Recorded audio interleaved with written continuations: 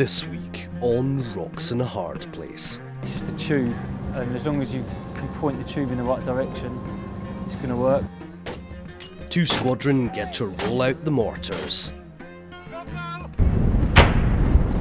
Mortars, awesome.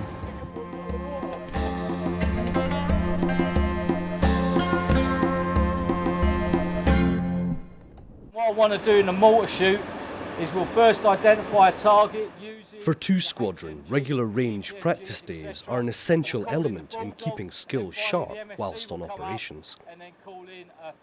Today, it's the chance of support weapons flight to use their specialist weapons system, the 81mm mortar.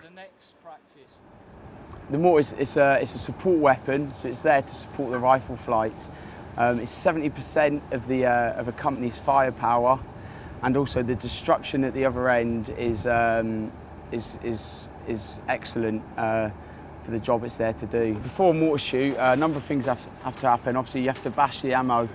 Because you're on ops, you prep all the rounds, take all the gas packaging out of them, and get them ready for firing. The basic design of the mortar has not changed since it was developed back in the early 1900s, I think it was. It's just a tube, and as long as you can point the tube in the right direction, it's going to work. The mortar is still used today because of how effective it is. It's man-portable, and it's quick and easy to set up. A well-trained detachment can be in action within a minute, and then you could be firing your first 2 bedding in rounds within a minute and a half.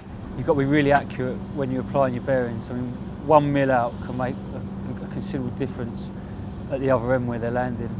I mean, you've got people's lives at risk as well, like your own friendly forces, so the responsibility on your shoulders is quite a lot.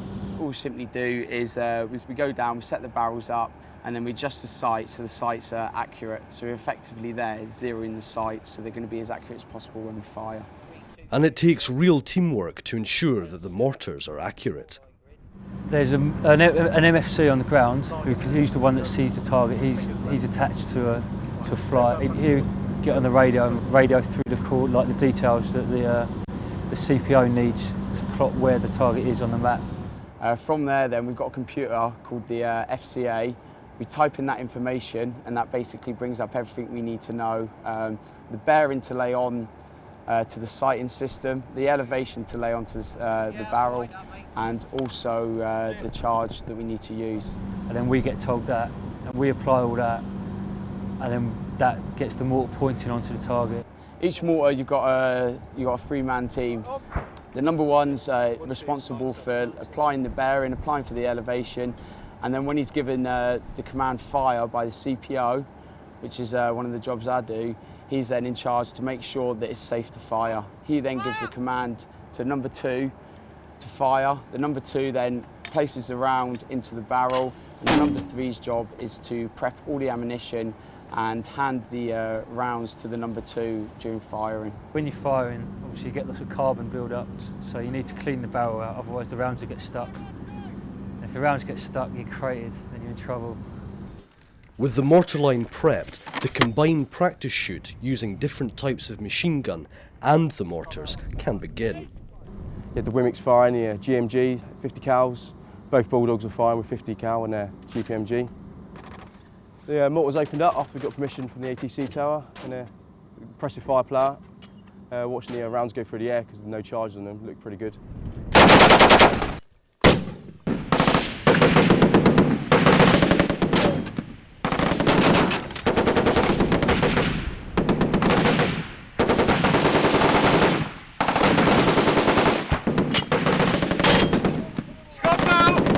First time you fire it, a lot of people, I mean I was myself, first time I actually put a round down, you're a bit nervous because it's a meaty weapon system, and I think the loudness of it, that's what scares people the most. You're nervous, you're shaking, you're not sure what to expect, you don't know, well, you haven't got a clue how loud it's going to be. And then once you get that first one down, and then you sort of get anaesthetised to it, like the bangs don't seem so loud. I came straight onto mortars from basics. Now, when I first got on there, it was always a senior flight, but and I weren't too sure about whether I wanted to do mortars. But since I've got into it, once you've once you've done all the courses, you've learned everything, you get really into it. We're always told that we need to be like a rifleman as well as a mortarman, so essentially we've got two skills that we need to be good at. Yeah, I really enjoy it, it's definitely good fun.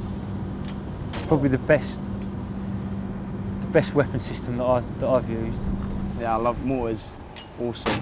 I wouldn't want to do anything else, to be honest. Now I'm a Bravo as well. Hopefully next year I'll go down and do my alphas, which is a section commander's job, and hopefully I'll be on mortars the rest of my life, the rest of my career.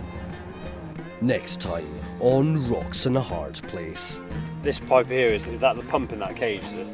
2 Squadron deliver some aid to local villages. Yeah, carnage as I thought, as I predicted, but they did quite well keeping the children away, so not too bad.